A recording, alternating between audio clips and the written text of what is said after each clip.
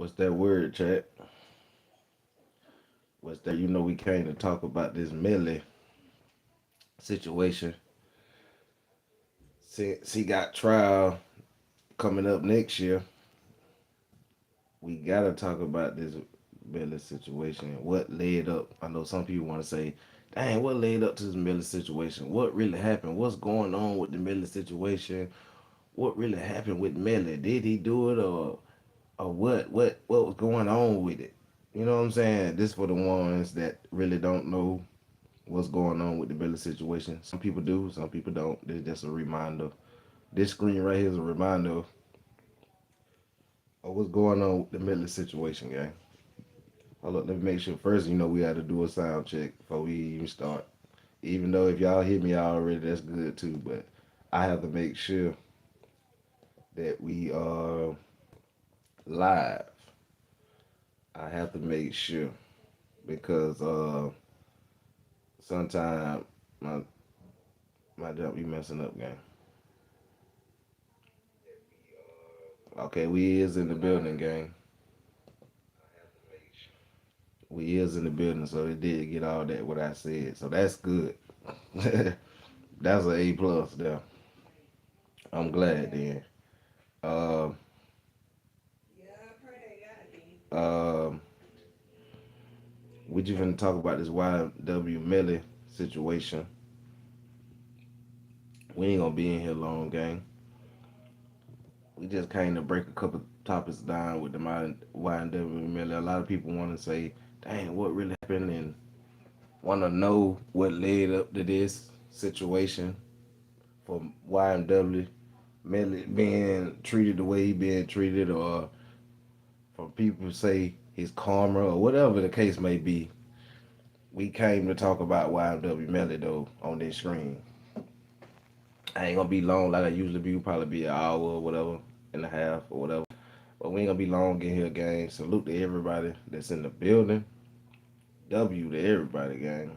You know what I'm saying? W to everybody. We finna get into it in a minute. We finna get ready. I want y'all to light up, pull up, sit back, roll up. You know what I'm saying? Light up, pull up. If you can't light up yet, roll up. Huh? Light up, pull up. If you can't yet, roll up. Yeah, yeah. Go ahead and roll that gas up. Roll that pressure up, man. Roll it up. Mm-hmm. Mm-hmm. Roll that pressure up, man. We finna get into this YW Melly. Yeah, yeah. Yes, sir. We finna get into this YW Melly. We gotta get into it. We gotta get into it real quick. W to everybody that's in the building that come through. Appreciate all the rewatch game. If you part of the rewatch game, make sure you hit the like and sub button for me. Make sure you do that for the Savage, man. Straight up. How y'all night going so far though? It's 7:44 where I'm at. What time it is where y'all at? Y'all let me know what time it is where y'all at, gang. 7:44 at night where I'm at. Y'all let me know the time where y'all at, gang. W to everybody that's in the building. Dang, what is my lighter? I'm about to say, what is my lighter? But we finna get into the YW Melly content. I'm trying to see which one I'm gonna go to first. Should we go to this one or that one? Let's go to this one first, and then we'll go to the other one. Yeah, we're gonna play this one first. Let's get into the YW Melly content. Some people say free Melly, some people say keep Melly. So I don't know. You know what I'm saying? I don't. Whatever feel y'all in, you know what I'm saying? Y'all, you know what I'm saying? That's on y'all. From my opinion, mm, I don't really know if it's really true that he did that, but from the outside looking in, it looked like he did it. Then again, his other homeboy might have did it, but it looked like you know what I'm saying. But we're just gonna get into it. We're gonna get into it. We're gonna get into it. We're gonna get into it. YW Melly. Shout out to Melly. Shout out to his team. Shout out to everybody, his family members, everything they got going on down there where Melly from. Shout out to Melly. W Melly, man. Or should I say L Melly? W Melly or L Melly? I don't know. Let's get into it, okay? Let's get into it. Let's go. Prove it. 3 years after arresting this young man and sticking him in a cell. The state looks at its case and says, oh man, this looks a little incompetent.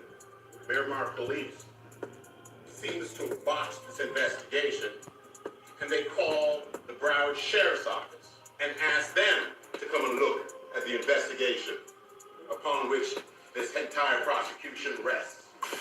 Hey, yo, squad, what's the drill? Back with another video, man.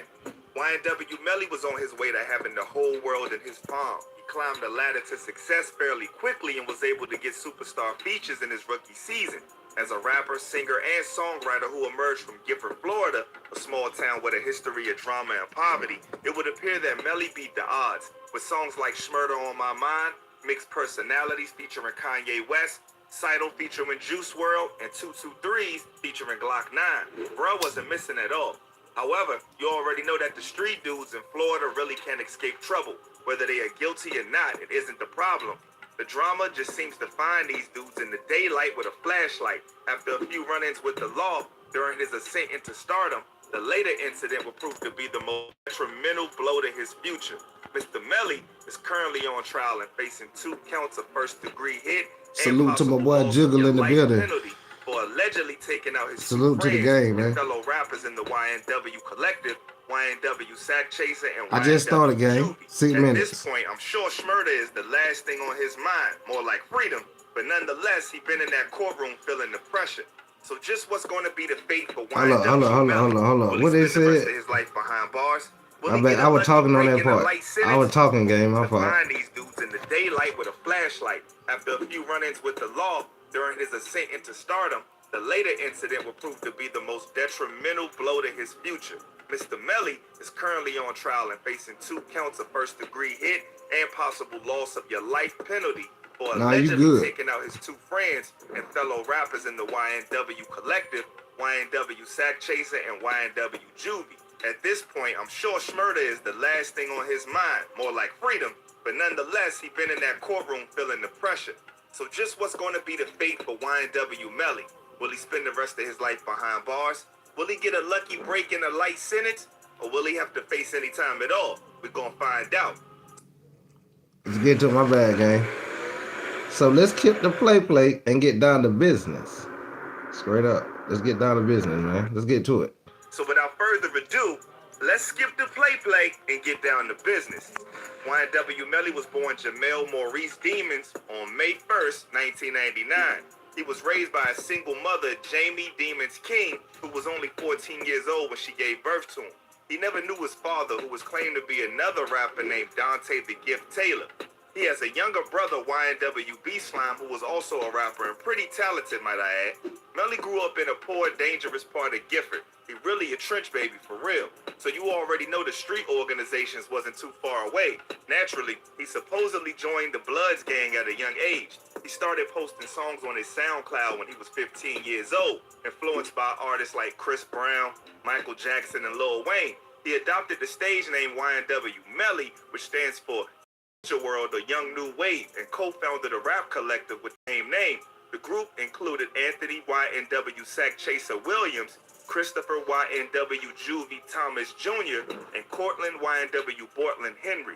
Unfortunately, Melly's career was overshadowed by his legal troubles. In October 2018, he was arrested for possession of ganja and paraphernalia. In January 2019, he was arrested again for ganja.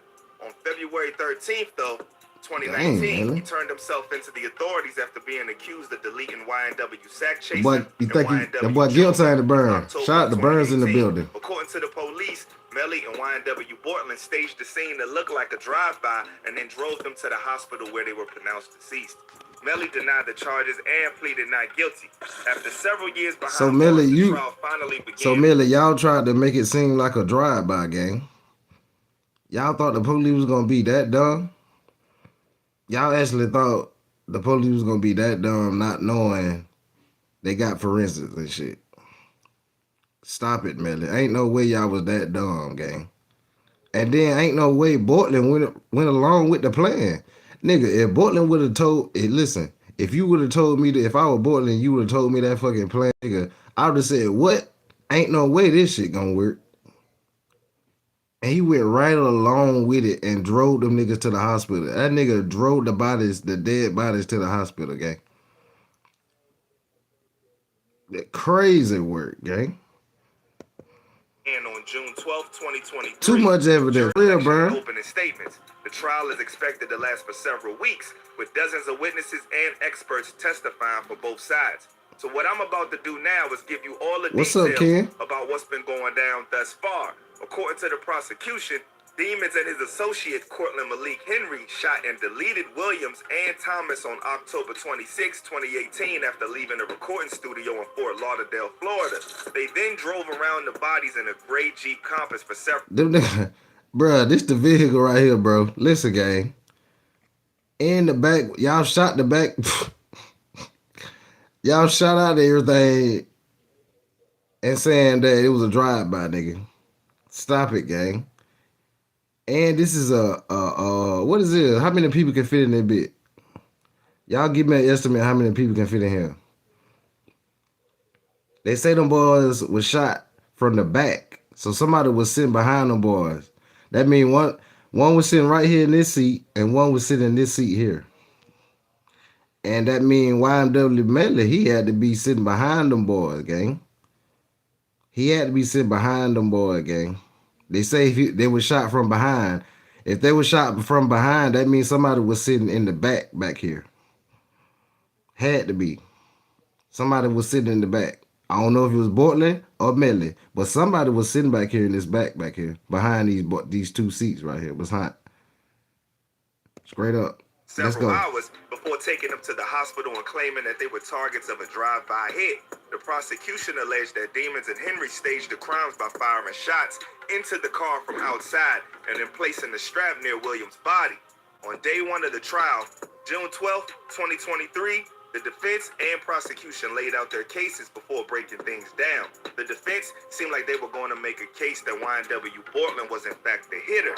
YNW Melly's attorney told the jury that Bortland had gunpowder residue on his hands and was wearing a change of clothes when he dropped off Juvie and Sack Chase. See, that's what I'm saying, bro. They say he had his homeboy had gun residue on his hand too. So that mean, bro, listen, gang.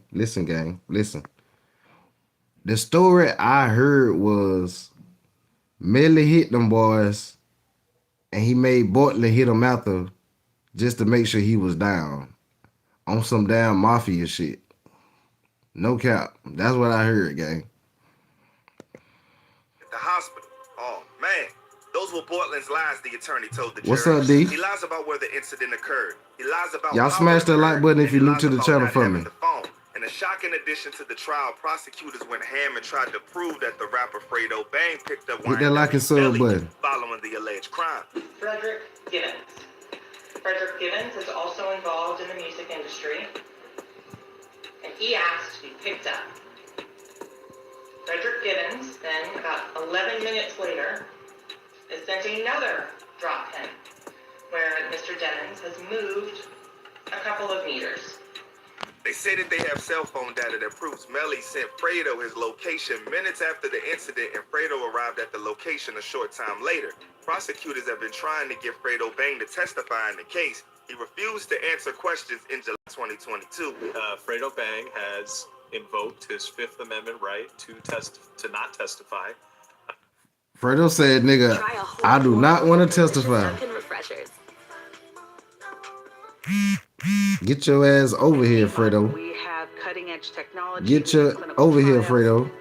Get here now.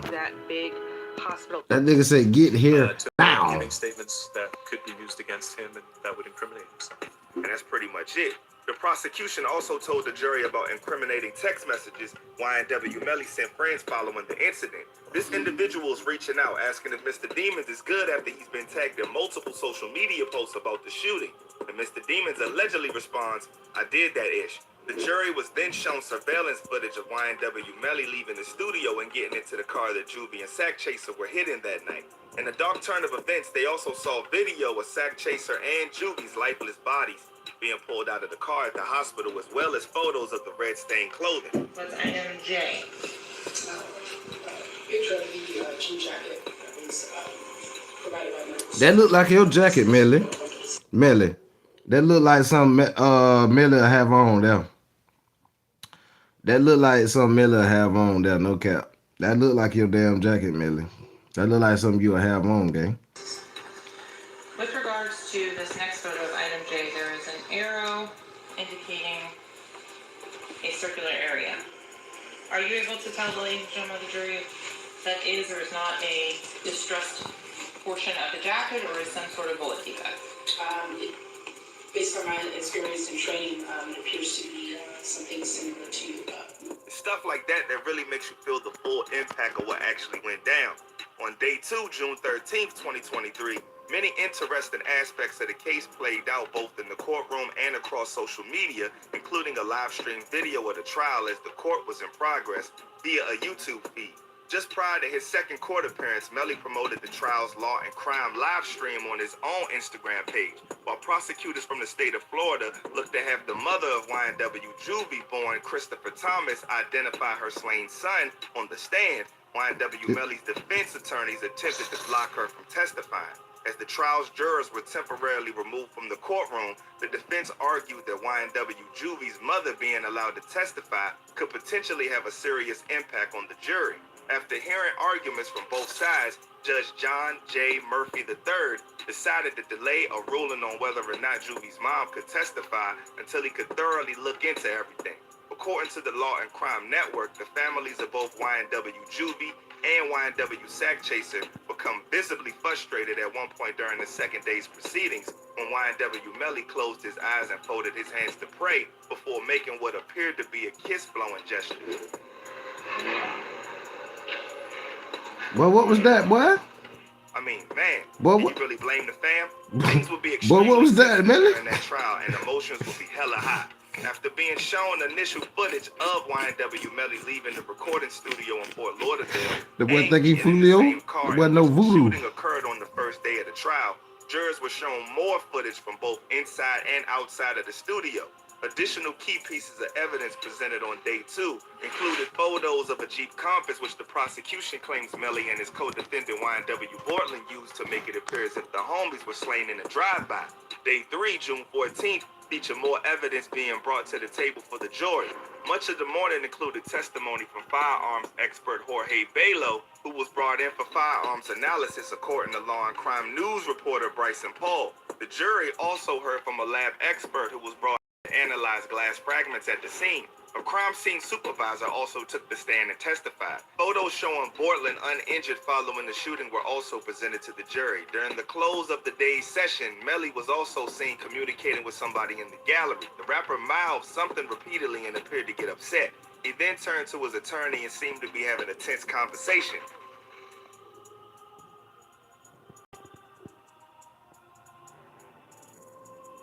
What y'all think he was arguing with her about? What y'all think he was talking to her about? What y'all think he was talking to That her really caught the about? attention of the media. Perhaps bruh had that in mind. With day 4, June 15th, YNW Melly reported back to court and record exec Kevin Lyles was present during the hearing. Lyles' presence at the trial appeared to perturb the mother of YNW Sack Chaser. Forensic scientist Tara Helsell took the stand and explained the science behind the gunpowder residue to the jury.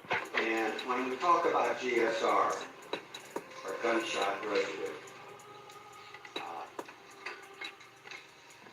you're aware that GSR can be found on clothes, right? Yes, that's possible. Did Detective Moretti send you any clothes of Cortland Henry? He did not. After that, the prosecution showed evidence from YNW Melly's Snapchat. The judge, John Murphy III, denied the prosecution's attempt to present Snapchat memories because a firearm and money were present, calling the video prejudicial. Following the ruling, Melly and his defense attorney, David A. Howard, shared a fist bump. More viral moments, huh, man? In a case of really good luck, Melly received another win when the judge ruled that the music video for Schmurder on My Mind cannot be used in court. That was actually huge for real.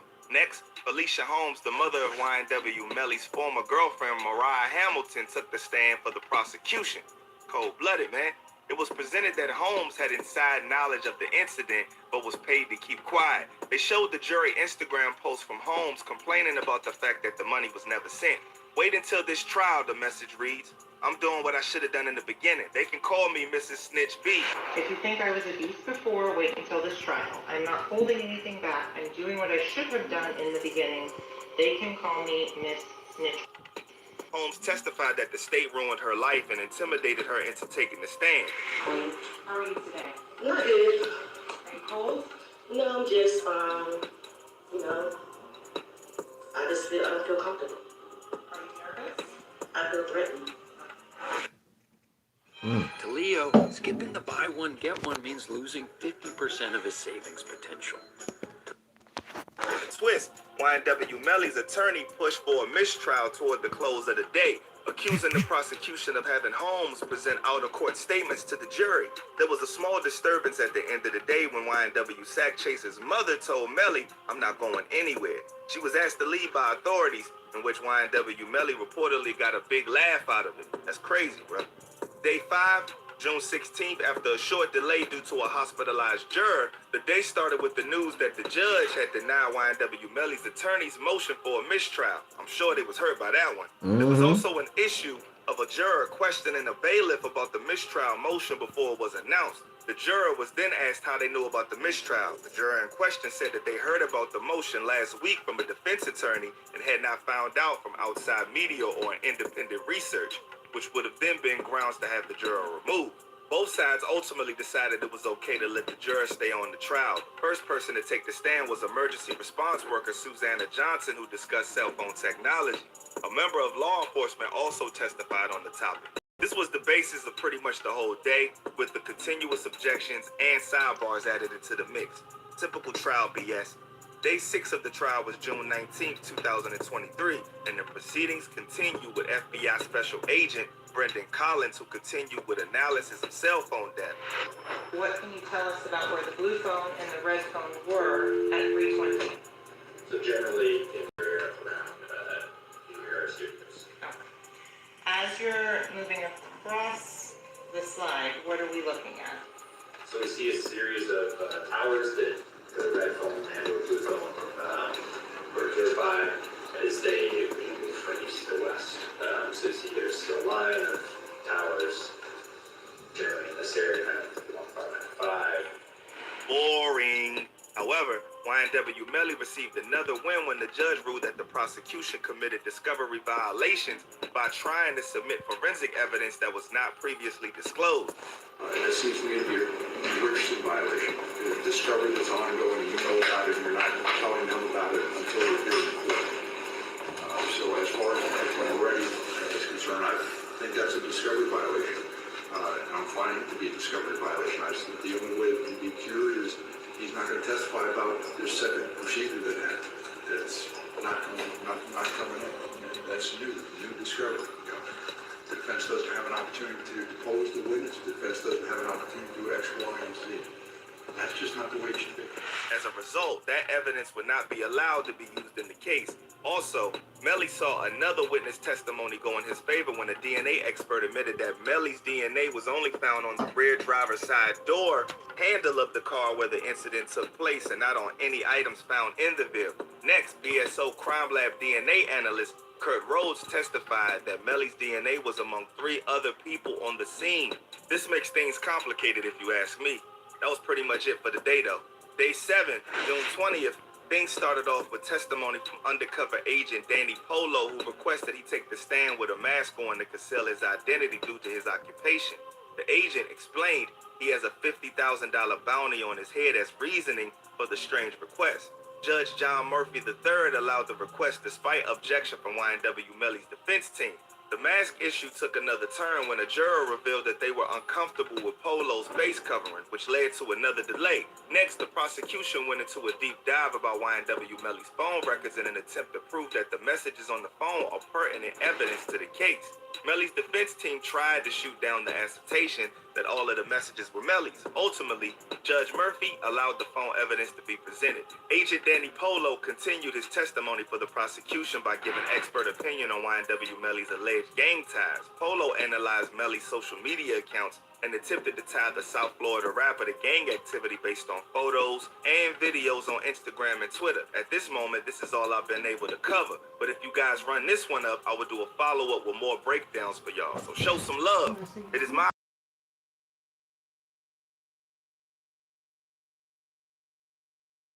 hit. If they find him guilty, they will also decide whether to recommend the end of your life penalty or life without parole. Under Florida law, at least 8 of the 12 jurors must agree on the penalty for it to be official. Otherwise, the judge will impose a life sentence. Until the next video, crazy stay work. smart, stay alert, stay real.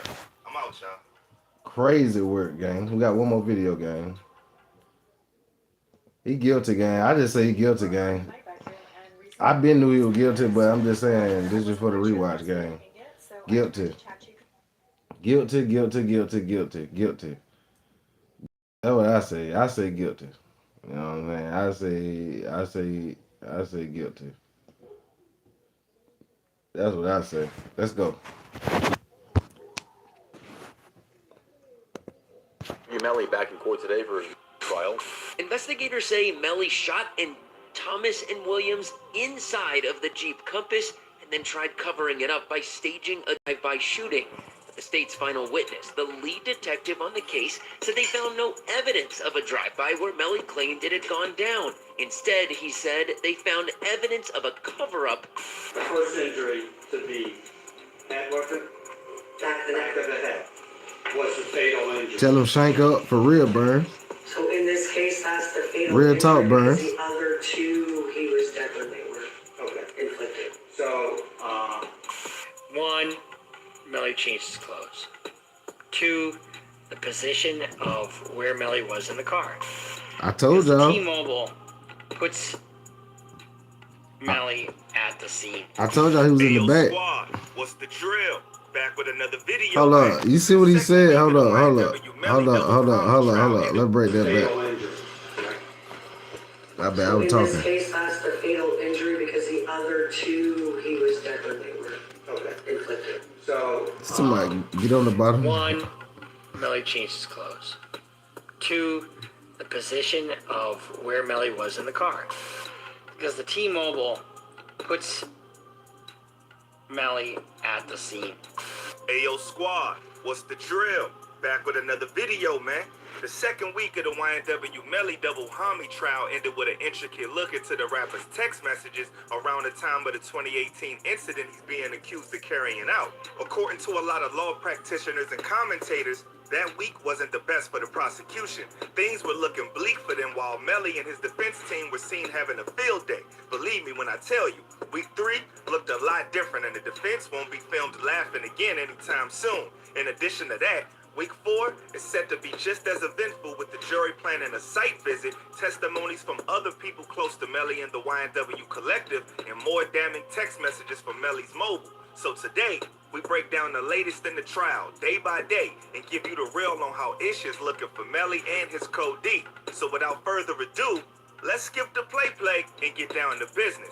Day 8 of the infamous trial started with Detective Danny Polo as he continues his testimony for the prosecution about Melly's alleged gang ties. Last week, there was an issue about Polo wearing a mask while testifying. His reason was the fact that he feared for his life as an undercover agent, but Melly's legal team pushed back and requested the detective remove his mask while talking to the jury. Judge John Murphy III finally agreed and ordered Polo to remove his mask for the remainder of his appearance in court.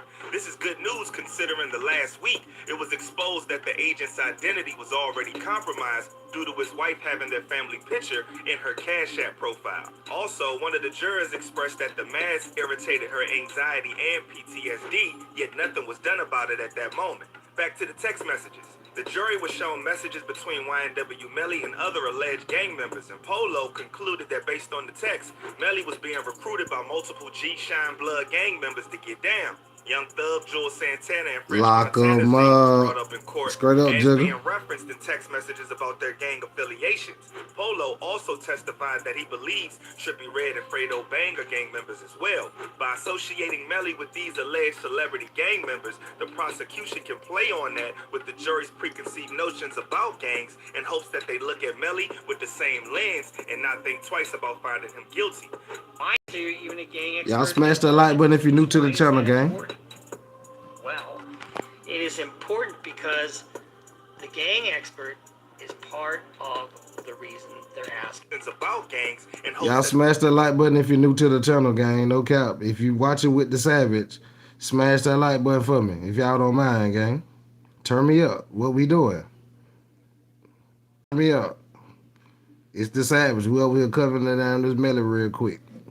Y'all already know what it is, man. It's Savage. That they look at Melly with the same lens and not think twice about finding him guilty.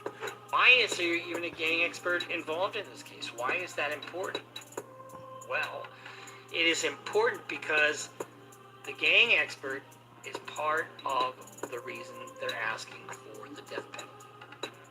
The death penalty in this case is imposed because the allegation is that the new case ain't gonna start till next year. YNW Melly's We All Shine album cover was also presented. I'm at the new trial. Detective Polo testified that the phrase "You shine, I shine, we shine" on the back of Melly's jacket on the cover is a credo used by the G-Shine Bloods. Polo also concluded that YNW itself is not a collective gang but made up of gang members. Detective Danny was also then cross-examined by the defense attorney as they tried to debunk the narrative that Melly is banging. In fact, Polo testified the entire day of the trial, so the prosecution must have really felt he was of importance. Apparently, they believe that the gang association can make or break their case.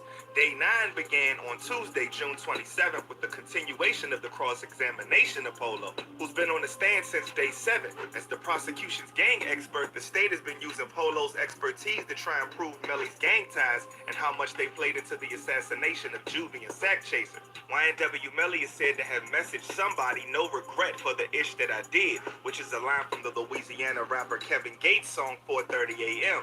The prosecution claimed that this is a connection to the incident. Melly's attorney David A. Howard asked Polo about the line. Polo was again asked about an altercation that went down between the YNW camp and Young Boys camp in the months leading up to that morbid night. Who knows where they could be going with that though. Next, Dr. Rebecca McDougal, who was tasked with determining the manner of the demise of the two rappers, took the stand. Her testimony included over 100 photos of the deceased rappers that were used to determine the manner of their demise on the autopsy reports. She ended her testimony by concluding that Sack Chaser was hit before and after he lost his life, appearing to corroborate the state's claims that Juvie and Sack Chaser were shot and taken out, and then a drive-by was later staged to try and cover up the crime. However, McDougal later testified she could not determine the distance from whence the shooting occurred or if there was more than one shooter. So I called the range of fire on this case indeterminate. Okay? Either way, this was a pretty nice move from the prosecution. After McDougal left the stand, Associate Medical Examiner Dr. Adrian Sauter took the stand for the state. She performed the autopsy of YNW Juvie. In her opinion, he was shot at close range between 3 inches and 3 feet. In an eyebrow-raising revelation, Dr. Sauter revealed Juvie arrived without any clothes. No. Did you examine his clothes? He came unclothed to our office. Oh man, that's really crazy for real.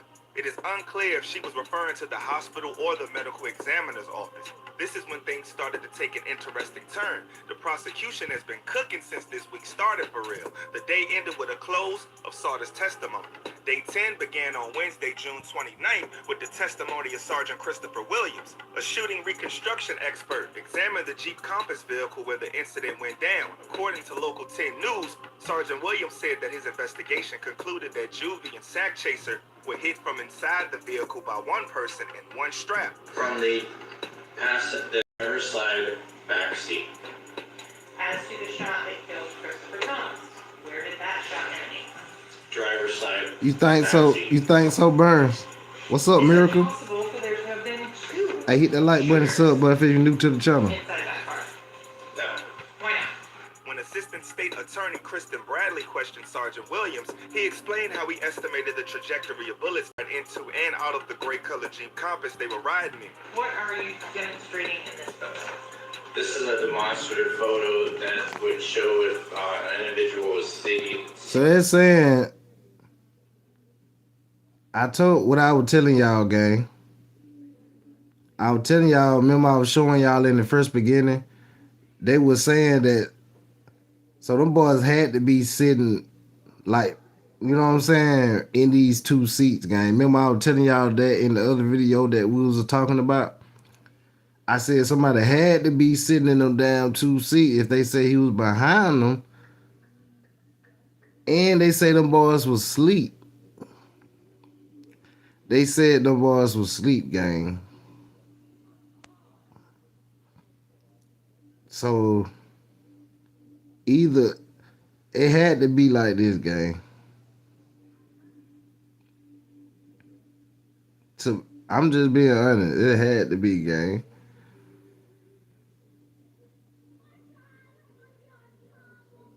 Facts.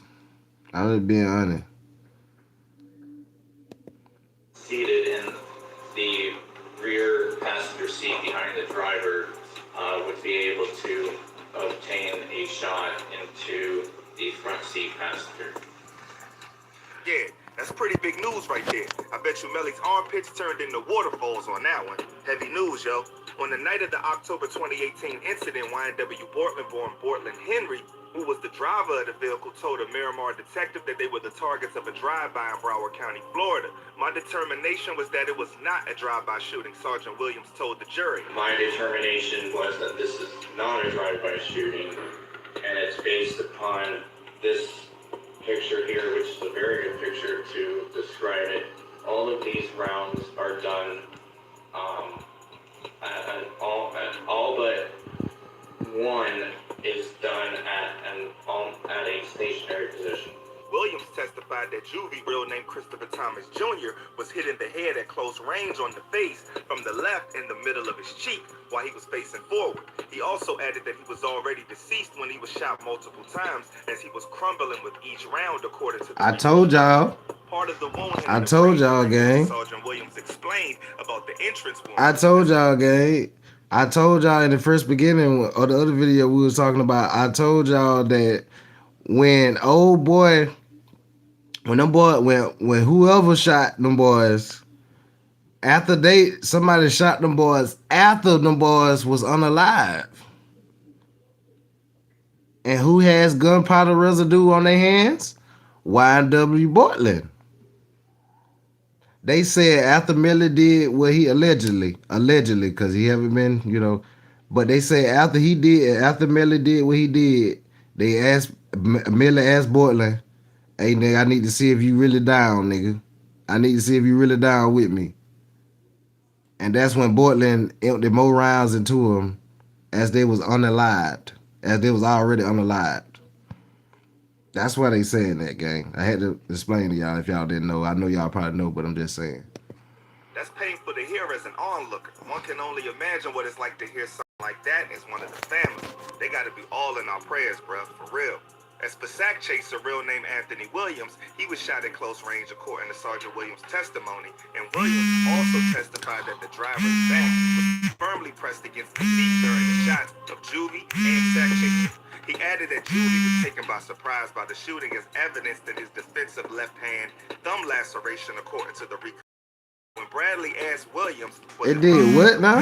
Hold on. He responded, he would have my had bad, to my have phone an ringing, like gang. Inspector Gadget. He would clarify that it would be impossible. Hold up, my phone was ringing, gang. Williams, he was shot at close range according to Sergeant Williams' testimony, and Williams also testified that the driver's back was firmly pressed against the seat during the shots of Juvie and sack chaser. He added that Juvie was taken by surprise by the shooting as evidenced in his defensive left hand thumb laceration according to the reconstruction. When Bradley asked Williams, was it possible that YNW Portland fired the shots, he responded, he would have had to have an arm like Inspector Gadget. He would clarify that it would be impossible for the driver to shoot Juvie in the back seat. Williams testified that Melly was sitting in the rear back seat according to personal knowledge. Man, oh man, oh man. It's really real now. Really real. After lunch recess, the defense attorney David A. Howard was able to cross-examine Williams and question the analysis of his reconstruction of the crime scene. Their engagement was described as a tug-of-war match as Sergeant Williams appeared confident with his assessment of the crime scene while correcting Howard's constant inquiries. Bro was really ready for whatever, huh, man? Sergeant Williams reportedly told the jury the shooting happened from somebody inside the car. Blood evidence shows that the shooting happened inside the car. Angles show the shooting happened inside the car. The suggestion of it happening outside, I wouldn't entertain it. The shooting happened from somebody inside the car. The blood evidence shows that it happened from inside the car.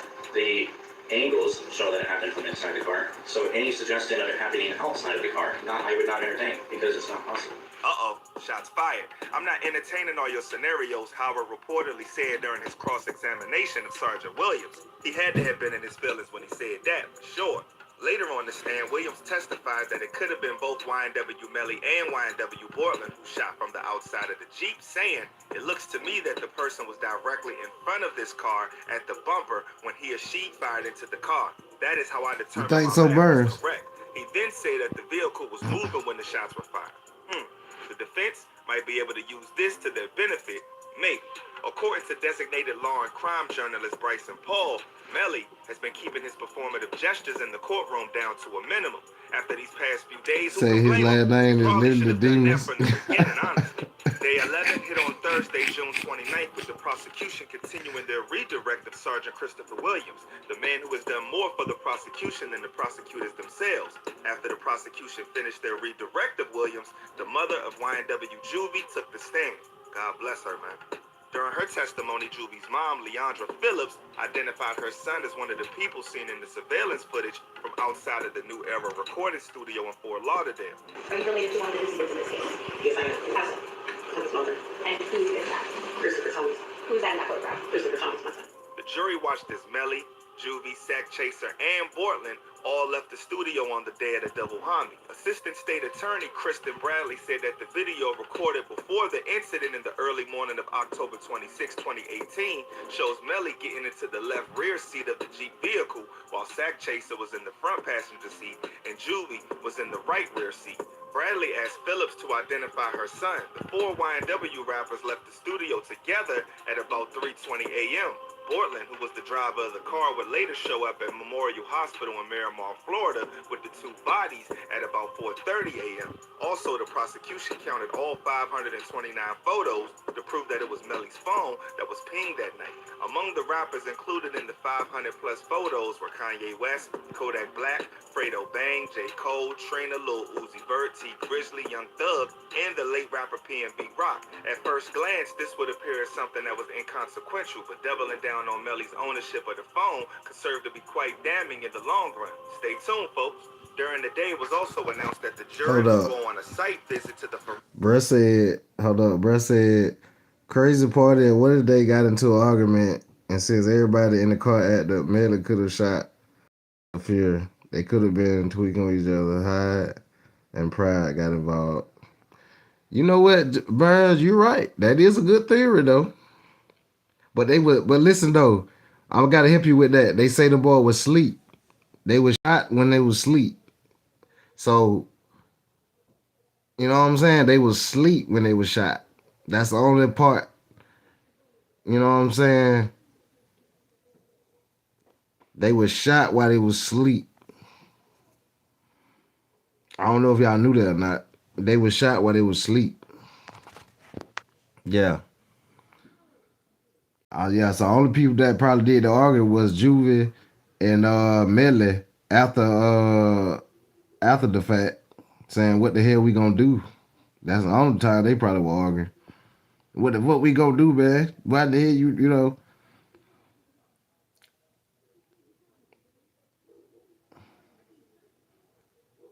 Jamal wifey. Salute Jamal. Hey, if you're new to the channel, hit that like and sub button for me, man. Please get the likes up for me. Hit the like and sub button. We only at 6 likes, gang. Come on, turn me up. We almost been in here. I've been here 43 minutes. Get me to at least 10 likes real quick. Turn me up.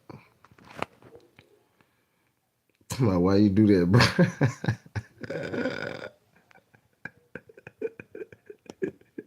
forensic garage and looked at the bullet-riddled Jeep Compass vehicle that everything went down. Dang, I didn't know they was asleep. Yeah, they was asleep, gang. Likely take a view of the vehicle when they came back from a week-long break on July 10th, 2013, and after security measures were implemented. After a week-long recess, the YNW Melly trial resumed on June 10th. There wasn't any documented mention of said site visit, but nevertheless, Day 12 began with prosecutors bringing Trevion Glass to the stand. Glass testified that he knew YNW Juvie and Sack Chaser for several years and was working on beats at the New Era recording studio in Fort Lauderdale before the crime occurred. Right? And Do you recall who took you from the hospital to Frito's house? Same person. All right. Glass told the jury that on the morbid night, the YNW Collective booked a 12-hour session, but others were getting sleepy, so they called it a night and left earlier than planned. Glass left the studio in a red Mitsubishi with 3 other people to YNW Melly's house where they fell asleep. Glass testified that he was awakened by several phone calls, and when he learned of the shooting, he and Damn, others everybody was sleeping all night. Hold up, hold up, hold up. I gotta go back. So everybody was sleeping all night. Everybody was sleeping. Everybody was sleeping. Glass told the jury that on the morbid night, the YNW Collective booked a 12-hour session, but others were getting sleepy, so they called it a night and left earlier than planned. Glass left the studio in a red Mitsubishi with 3 other people to YNW Melly's house where they fell asleep. Glass testified that he was awakened by several phone calls, and when he learned of the shooting, he and others rushed to the hospital. After receiving the tragic news that Juvie and Sack Chaser were gone, he went on to Fredo Bang's home. Man, hold up, man. I can't believe this. Everybody will fucking sleep all night. And do you recall who took you from the hospital to Frito's house? Same person. All right. Glass told the jury that on the morbid night, the YNW Collective booked a 12-hour session, but others were getting sleepy, so they called it a night and left earlier than planned. Glass left the studio in a red Mitsubishi with 3 other people to YNW Melly's house where they fell asleep. Glass testified that he was awakened by several phone calls, and when he learned of the shooting, he and others rushed to the hospital. After receiving the tragic news that Juvie and Sack Chaser were gone, he went on to Fredo Bang's home where he saw Melly. Was Melly wearing the same clothes or different clothes than when you saw him at the studio? A little bit, no, he wasn't. Nah, he wasn't. You guys He wasn't wearing the same clothes. Okay. He wasn't wearing the same clothes, Glass said, adding that the rapper was wearing shorts. News reports that prosecutors also displayed messages from Glass's Facebook account to Melly from that day. According to Glass, he was trying to find out more about what happened. Glass also testified that he had watched some of Melly's trial on his phone before his testimony on Monday. In a bizarre moment, Travion Glass was caught texting and talking on the phone during the courtroom recess. Fortunately, the jury was not in the courtroom at the time. Vince brought it to the attention of the judge, who then questioned Glass about his text messaging and phone conversation while on the witness stand. Glass told Judge Murphy that he was talking to his brother and they were not discussing the trial. Next, the prosecution called Miramar Police Department lead detective Matt Moretti to the stand. Moretti spoke on initially getting the case and speaking on the mothers of YNW Juvie and YNW Melly at the hospital the morning of the incident, and says he was taken aback when Bortland told him the location of the shooting. Moretti also testified about Snapchat messages sent from YNW Melly to his former girlfriend Mariah Hamilton. The messages got way too many errors for me to try to read fully, but I can tell you that the gist is basically that he acknowledges that Bortland did some of the realest stuff that he ever felt in his life by being down for him and doing what he had to do. Because if the crackers come grab him. The prosecution again attempted to prove their theory that Fredo Bang picked up Melly from the crime scene. Detective Moretti read a message from Fredo to Melly on the morning of the incident that reads, Miramar, Florida 33029. I'm on my way right now, blood. The trial ended for the day with the beginning of Moretti's cross-examination, and that's where my coverage stops for now.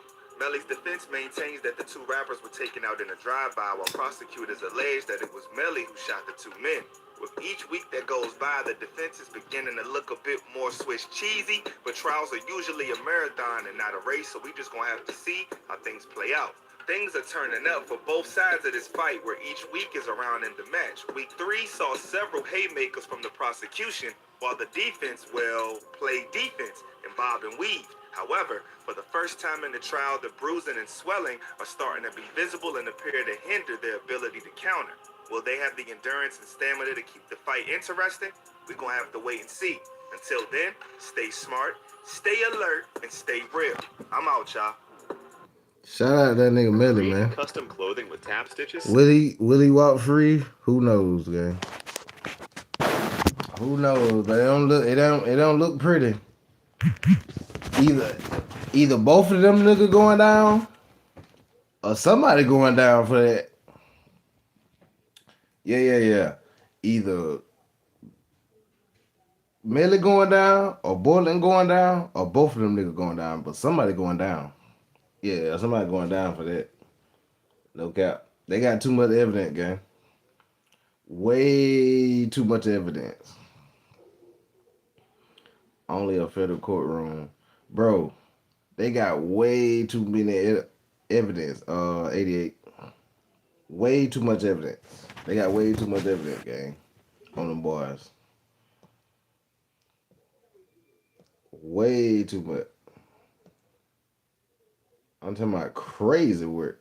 Hold up. We're gonna get into some more get into some more of this content. Hold up. Let me get to another video right quick.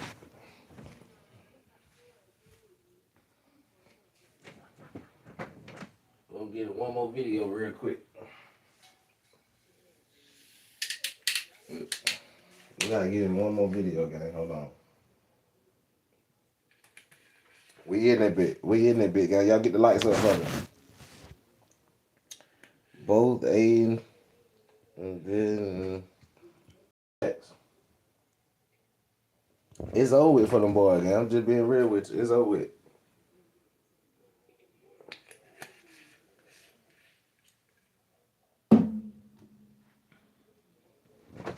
Hold on. And they said, listen, and they said they couldn't even use the song against him. Y'all know that Erda on my mind. Yeah. Y'all know what I'm talking about. They said they couldn't even use that in court. I don't know if y'all seen that in the last video I showed, but they couldn't even use that song against him. Even though he was talking about. Well, no, they said I think he made that before. Then he made Erda on my mind before that happened or after? The YNW Melly song that. Yeah, I got my mind. That before or after? I believe that's why they probably couldn't use it. If it happened before, that's why they probably couldn't use it. Like if he made that song before. Hold on, gang. Y'all get the lights up for me, gang. We still stuck at 6 lights. It's like my channel just stuck at 6 lights. I don't like that. Get them. Let me see 10 lights or something. God dang.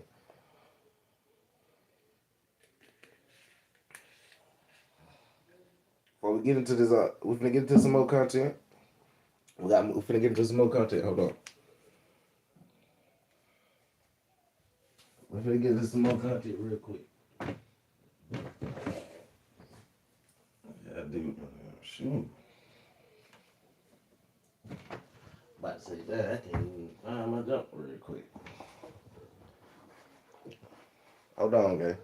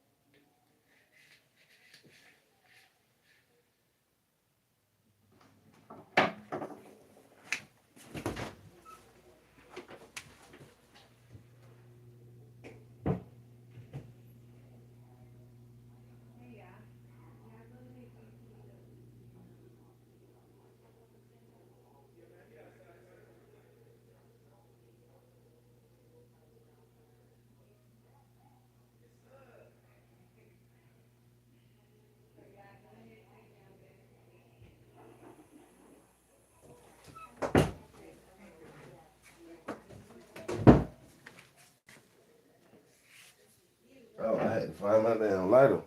Alright, we back. Let's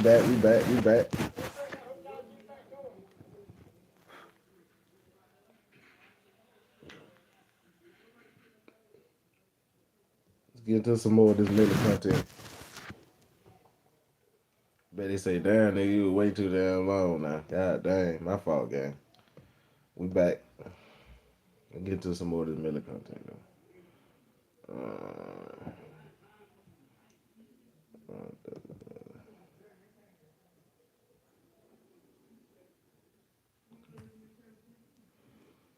Yeah, I got murder on my mind.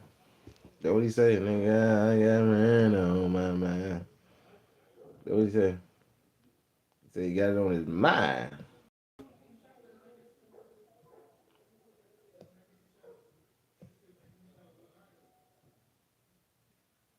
Oh, 1-5.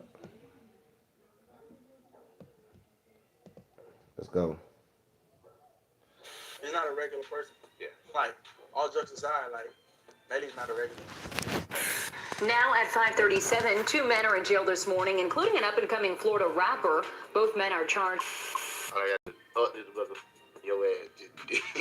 Oh, you threatened me with your little gun? I got big guns. On any day, Melly is my child. No, I got a sack chase right here. That's my brother and my twin.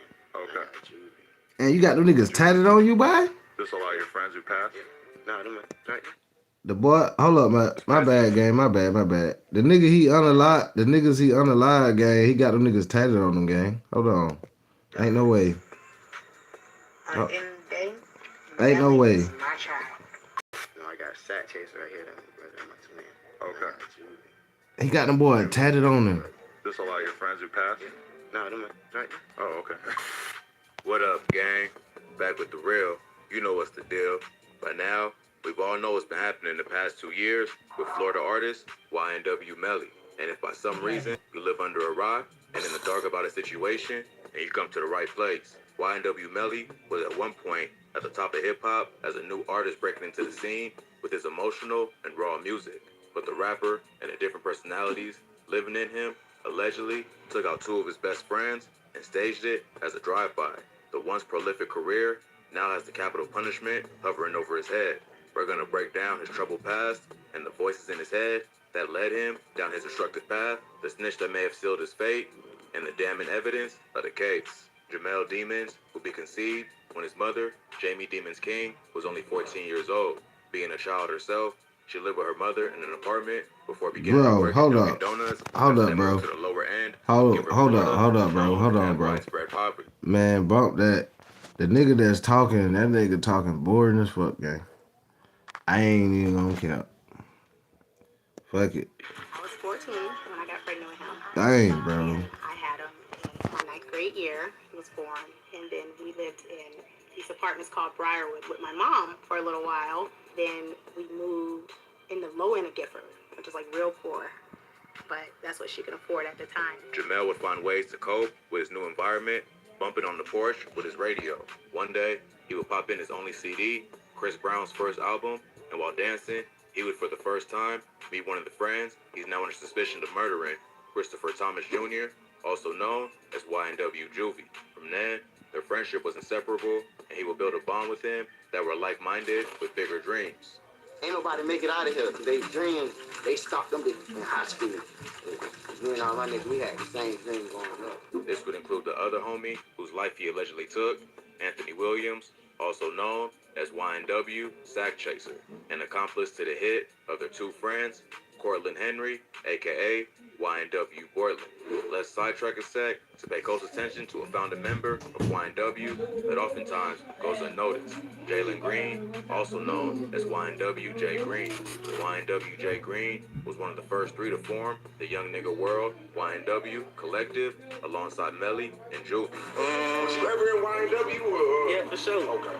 For sure, it was all, we started that shit. It was me, Melly, and Juvie. Unfortunately, there will be a falling out between him and Melly that would cause him to distance himself from the group, but later they would squash it, realizing they were tweaking just off being young and wilding. It was just like, it was like pride and ego, you feel me? Like, nigga don't want to do this, nigga don't want to do that, you feel me? It's like, everybody want to be the star, everybody didn't know their position. Now, he goes by just Jay Green, but still respects the YNW name. Still YNW or you just Jay? No, man, I'm just Jay Green, man. Okay. I'm YNW for hell, though. Their time together started off to come up in their music world, like the YNW track, Youngins. Melly would claim to have this career path revealed to him by God in the 4th grade during a kindergarten rendition where he had the lead role for the classic Lion King cut. Now and then, he would freestyle in school.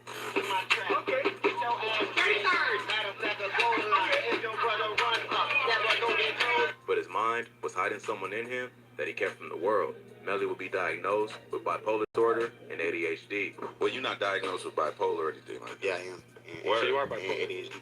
Damn. And the different sides of him slowly began creeping out. According to a now-grown Melly, he has a total of 6 personalities, but he keeps 3 hidden from the world until the right time. How many personalities do you have? 6. 6? Boy, so you got 6 different personalities. I can only reveal 3. Wait, why? The other 3 aren't going to be able to be released until next year. Oh, okay. Okay, so tell me the 3. Crazy word. We got Marcus, we got YNW Melly, the rapper, we got Melly. The 3 he's shown thus far are the cool chill one, YNW Melly, the low-key civilian one, Marcus, and the one that'll take your life, Melvin.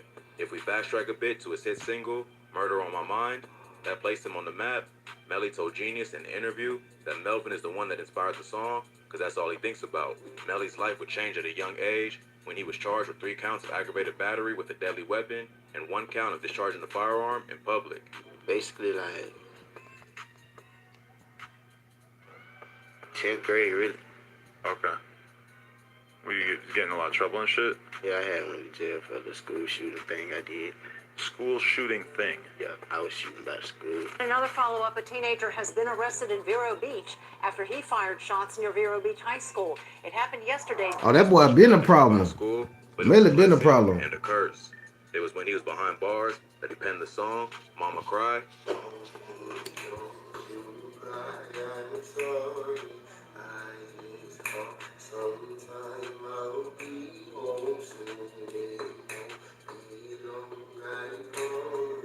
And the track that brought him to stardom, Murder on My Mind. It was up from there. Melly's popularity was skyrocketing, and after being released, he dropped the track Melly the Menace in February of 2018, where he raps, "Yeah, I'm a menace, I shoot up school premises, F the environment."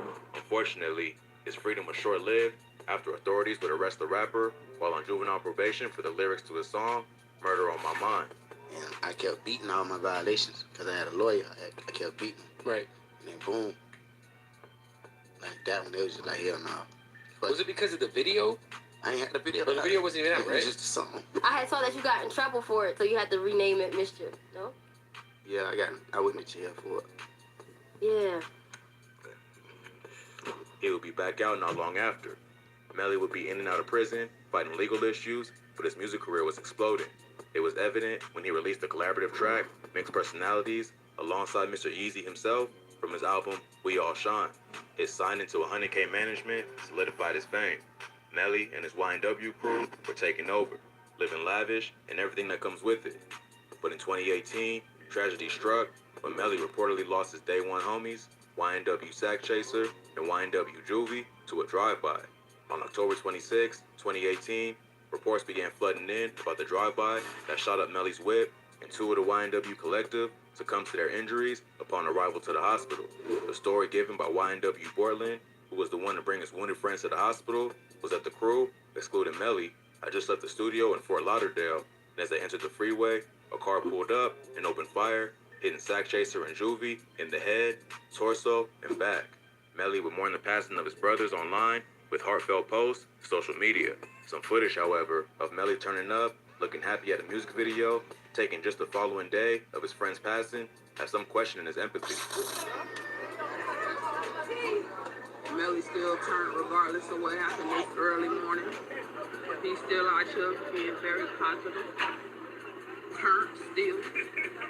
That nigga was turned up after that happened. But the world still banded together to share comfort for the rapper's loss. Law enforcement was working behind the scene on investigations into another theory, and soon, Melly would have his world turned upside down. The story broke when YNW Portland was arrested in February 2019 for his role in the hit of Sack Chaser and Juvie.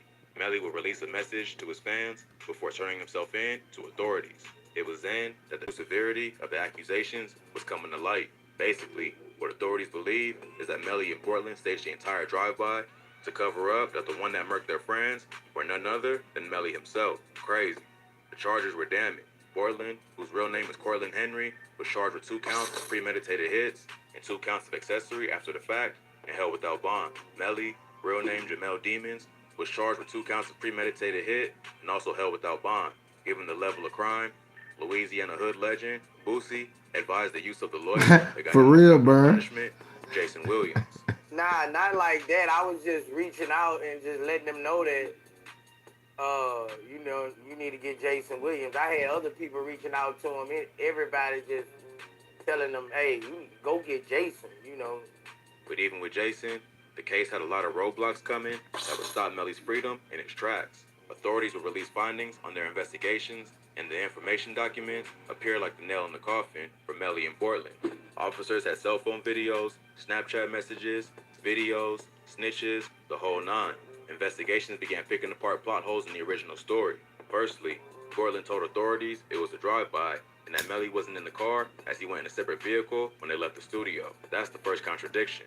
There was another person in the studio by the name of Dontavius Withers who informed authorities he was present at the studio with Melly, Portland, Juvie, and Sack Chaser, but upon leaving, they went in separate vehicles and was unaware of where Melly went afterwards. That was also a contradiction. Investigators found that to be untrue upon finding out that he was in the company of Melly at Fredo Bang's crib after the shooting. Investigators would then double back to the studio where the manager confirmed the crew was present, and footage from the studio shows all four leave in the same vehicle, a gray Jeep, with Portland driving, Melly in the left back seat, Sack Chaser in the front passenger seat, and Juvie in the right back seat. Upon being pressed by authorities, Withers would change his initial story, saying Melly left with Portland and them first, but then got a message on Snapchat to meet up, and that's when Melly got in his whip. Here's where investigators outwitted their tactic. Officers obtained a warrant for the phones of Melly, Portland, Juvie, and Sack, and by mapping out the routes from each, they found that Melly was in the gray Jeep the entire time and never met up with Withers. Instead, his phone location went separate from the Jeep just minutes before Portland went to the hospital. Before that time, the Jeep proceeded to circle one area for a length of time. This connected a lot of dots to the authorities' theory that Portland intentionally stalled carrying Sack and Juvie to the hospital so they could scheme up the story of the drive-by when they themselves were the shooters. But that's a large speculation, even if the stories by Portland and Withers didn't add up. On top of that, investigators concluded that it could not be a drive-by based on the assessment reported from the autopsy. The report shows that the wound path was contradictory to that of one that comes from outside, but more matching a scenario where the bullets were fired from inside, mainly from the seat Melly was located. Investigators would hit a gold mine when they found a shell casing inside the vehicle and a plastic bag by Melly matching casings on the outside of the vehicle. What does this mean? To investigators, it supported their claim that Melly was the one that pulled the trigger, so the entire drive-by was staged as a cover-up. But the cops didn't stop there. They still needed more to have an airtight case. They called in the help of the K9 unit, who they used along with data from the phone locations to locate what they knew as the real crime scene. There, they found evidence that set Melly even further back. Officers would collect 8 .40 caliber shell casings, the same bullets that were found on the floor at Melly's seat. Not only that, but shattered glass that matched the Jeep, also located at the scene. These findings make the theory something of a reality to the case now, as it means the vehicle was stopped at that location and bullets fired in to stage the hit, then moved on. This matches up with the time patterns and movement found in the phone tracking made possible by the network Melly used. Being on T-Mobile, a network which allows various data to be collected, even as detailed as when someone is mobile or stationary, cops had all the info they needed to piece together their case. Findings would suggest that the trajectory of the bullets into the vehicle were inconsistent with the story of a drive-by. I know it's a lot, but follow me closely here. Check out the images. Cops mapped out the entire trajectory of the bullets, and it showed an eye-opening discovery. The bullets weren't matching up to one shot by a moving vehicle in a drive-by, but from someone standing, shooting in. Also, that the wounds inflicted on Sack and Juvie came from close range, and at angles consistent with them being fired from where Melly was located. By now, things look pretty grim for Melly and Portland, but investigators weren't letting their foot off the gas. Turns out, as stated in court documents, Melly's manager, Jameson Francois, also known as 100K Track, was ordered to hand over Melly's phone, and he passed on the actual phone into their hands. Many have come down on him for not denying having the phone or providing another phone instead of the one Melly had, but that's not the route he chose. This phone was like the smoking gun to the case. It allowed for the tracking, and worse yet, for the finding of a video of Melly apparently admitting to the hit. A month after the shooting, Melly releases a video, according to the state attorney, saying, basically, you never shut up, we got you. Authorities would also find Snapchat messages between Melly Crazy and his work. girl 14 days after the incident occurred that seemed to speak on his respect and protection of Portland after he held it down and helped carry out the act. The info must have hurt not only Melly and Portland, but his manager as well, given that reports labeled him earlier on as someone that had steady been trying to sideline the investigation. Everything at this point was a mountain that was becoming more and more unclimbable. But wait, there's more. Cops would interview another witness, Jacoby Mills, that was present in the vehicle that left with Wither. This was the break authorities needed. He would provide answers to a range of questions by law enforcement. He would tell authorities he too was told it was a drive-by that took his friends' lives, but that changed when he met up at Fredo Bang's house with Melly present. He said Melly was acting strange and crying, but from his demeanor, it appeared fake to him and insincere. No matter how much he asked Melly who shot them, Melly would remain silent. Kobe then told authorities that him, along with Melly, Portland, and Track, went to a woody location led by Portland and recovered a 40 cal covered in blood, like the same matching the bullets found at the crime scene. He then stated Track took the gun and vouched to take care of it, after which the alleged weapon used in the hit was never to be found again, even after cops searched Track's apartment on a warrant after the interview. The final piece of information that ties the entire investigation together was a recording of Melly's mom that gives probable cause to the double hit. In the clip, she states Melly showed her messages of Sax Chaser threatening her and her loved ones with a gun, then proceeds to send back one of her own, saying her son Melly has bigger guns. Oh, you threatened me with your little gun? I got big guns. On any day, Melly is my child.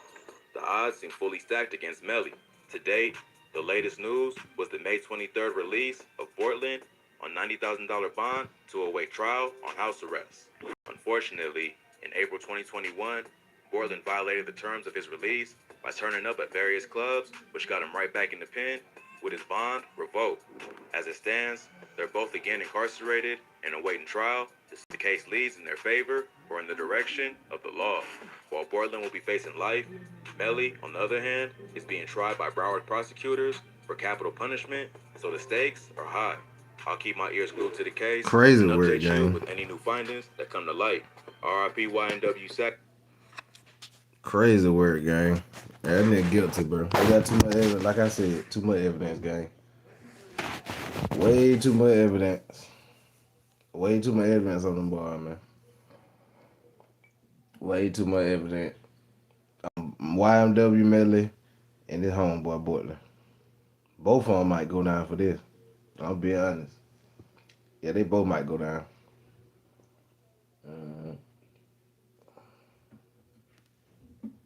Yeah, they both might go down for this. It might be a wrap for them boy. Straight up. I'm being honest with you.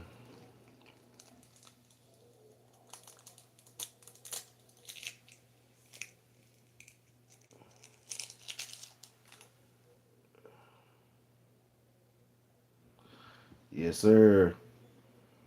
It's a wrap.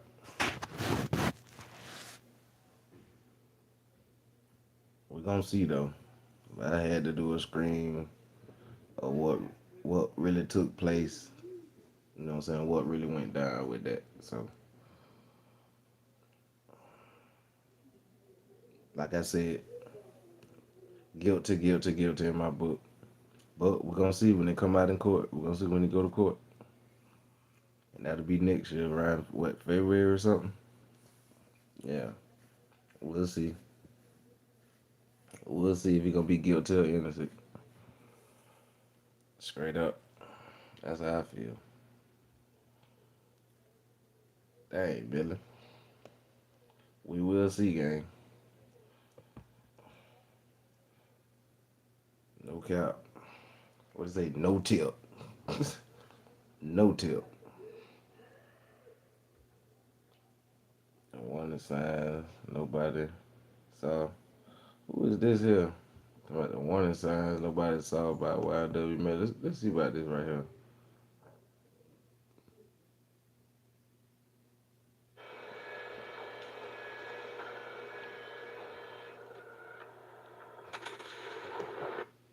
So tattoo on your face? Tell me about it a little bit. You know, I got a sack chaser right here. That's my brother and my twin. Okay. I got Julie. Julie. But just a lot of your friends who passed? No, them right. Oh, okay. Two names, Muhammad and on his face. Two brothers he'd known for years. Two people he said he'd ride for.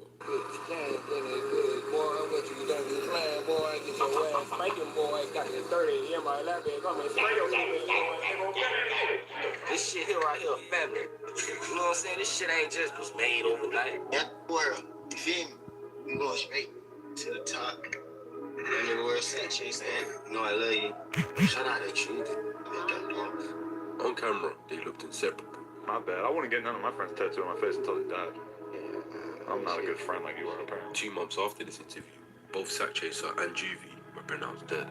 Up-and-coming Florida rapper YNW Melly, also known as Jamel Demons, is now in jail, charged with murdering 2 men he called his friends. Some people still can't believe Melly could be involved, but when I looked at the full picture, at his childhood, his posts, his interviews, I realized that this wasn't random. Melly was a ticking time bomb. So now I'm thinking like, boom, shoot it in the head, and his head just cracked open, and his brain just like. So you don't think he did it, Deuces? I kept bringing knives to school and shit. I found and pulled one out of lunch. Salute, Deuces. Hey, hit that like and sub button for me, Deuces. You don't mind? Oh shit. Yeah, okay. A teenager who posted about wanting to die, then became obsessed with and started fantasizing about killing. And when the pain got too much, someone else was created inside his head. Yeah, I only let him out at nighttime. Like when the night hits, he really come in his life. Melvin is just like, once you play with Melly to a certain extent, Melvin just don't like that Melvin on your ass. From court documents to Facebook posts to interrogation tapes, after through the evidence. He said, nah, he did it, but his music fire. What kind of mind does it take? I really didn't listen to his music like that. This. That bitch, what's his ass? That's his soul. Like, this brother, your ass. Disappeared. Let me ask you, when you finally got to Bang's house and you saw Melly, was he wearing the same clothes as he left the club in? What's your impression?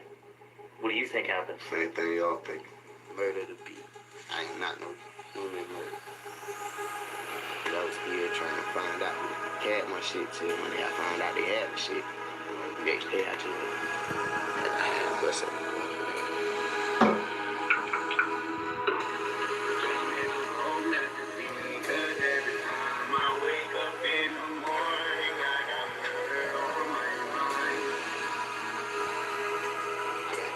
Head, pretty smile. I always kept that innocent look, you know what I'm saying? I didn't want Melly to be revealed at that time, you know what I'm saying? But the whole time I'm in school, every day, I got my pistol on me, in my lunchbox. Sometimes I bring 2 pistols.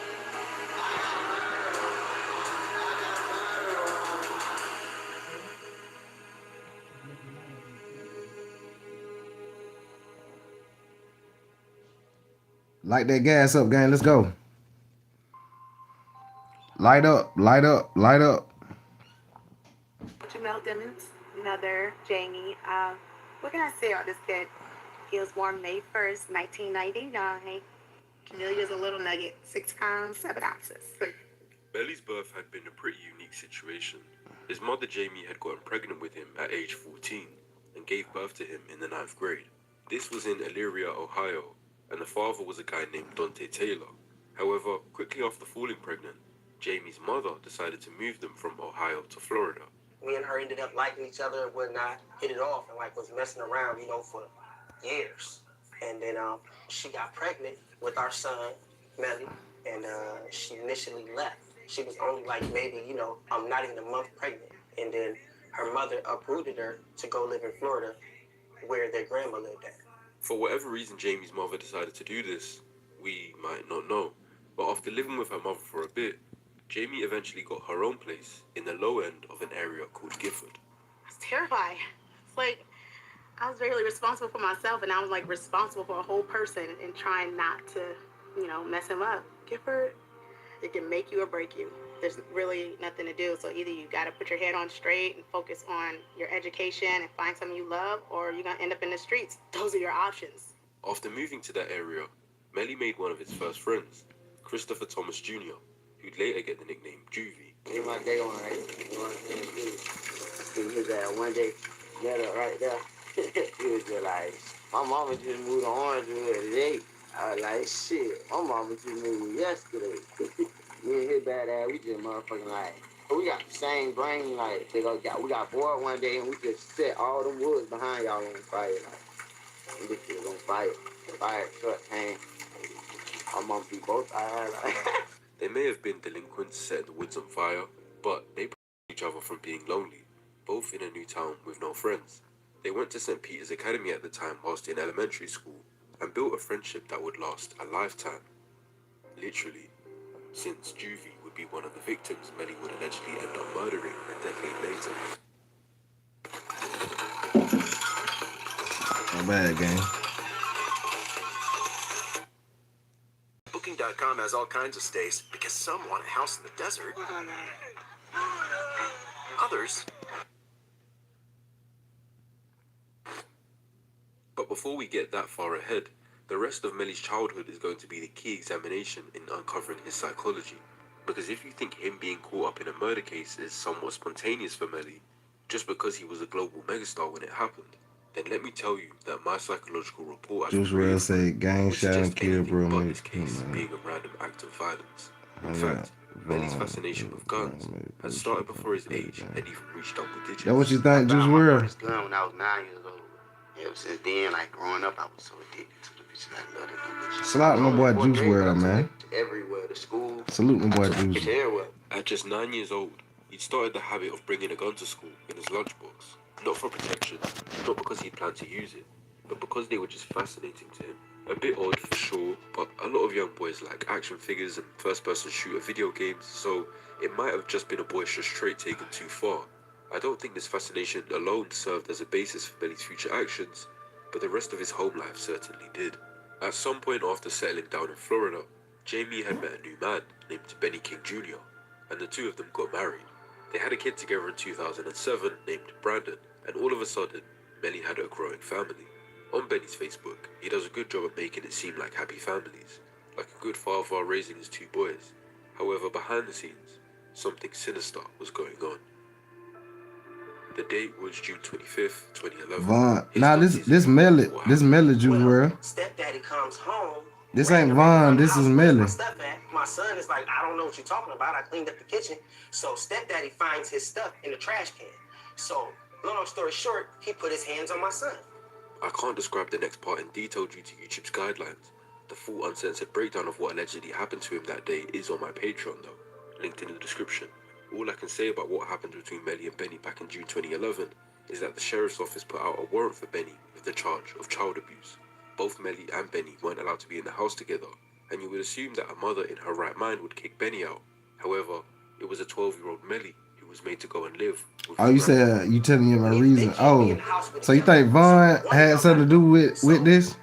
That what you saying, Juice WRLD? Jamie Dimmons made the choice to send my son off to his grandmother's house. So when she sent him, You talking about King Vaughn? okay, first of all, he was old enough to know you chose your husband that was in the wrong in the first place over me. Mom chose her husband over me, like he was dead wrong. He should have never put his hands on me under them circumstances. So after a traumatic event, Melly didn't get the support of his mother. Instead, it looked to be perhaps the Oh, start you said King Vaughn. neglect from Jamie, one that messed up Melly for the rest of his adolescence. No, I don't think he had.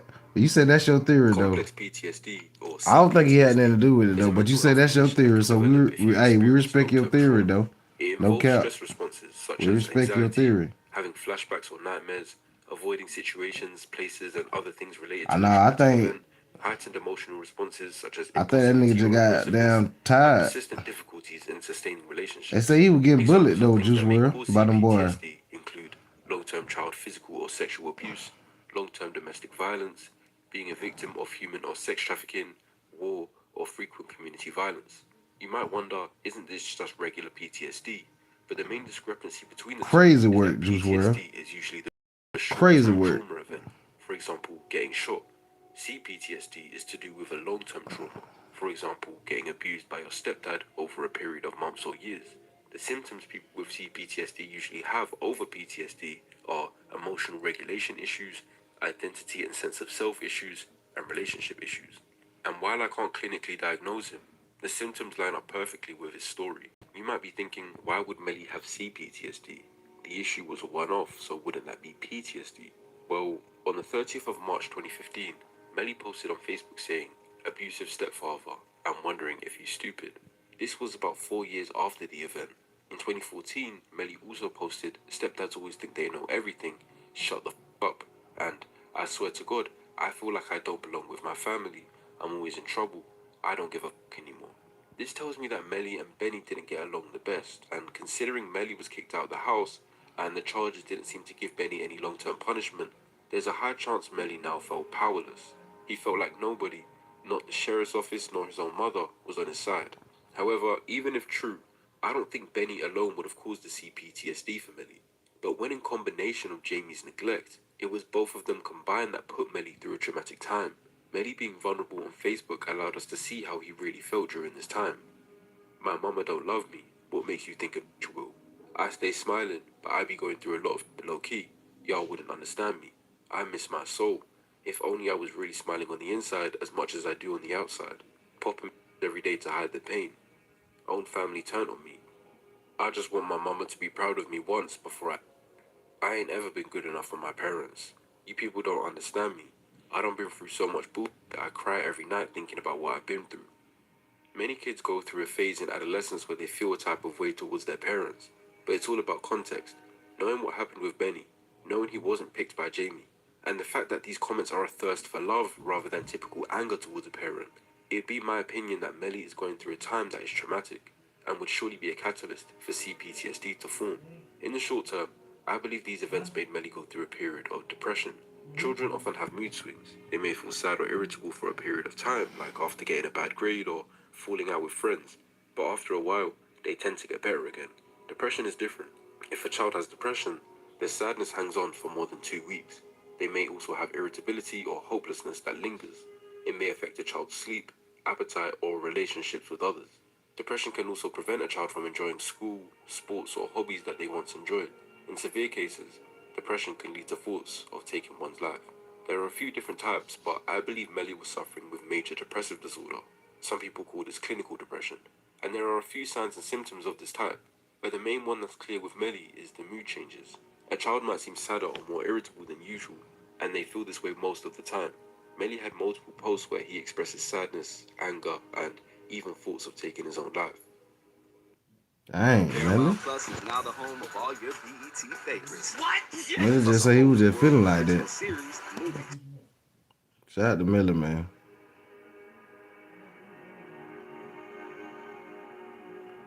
Hey, we got. Hey, I'm coming. We're gonna come back, gang, and do this.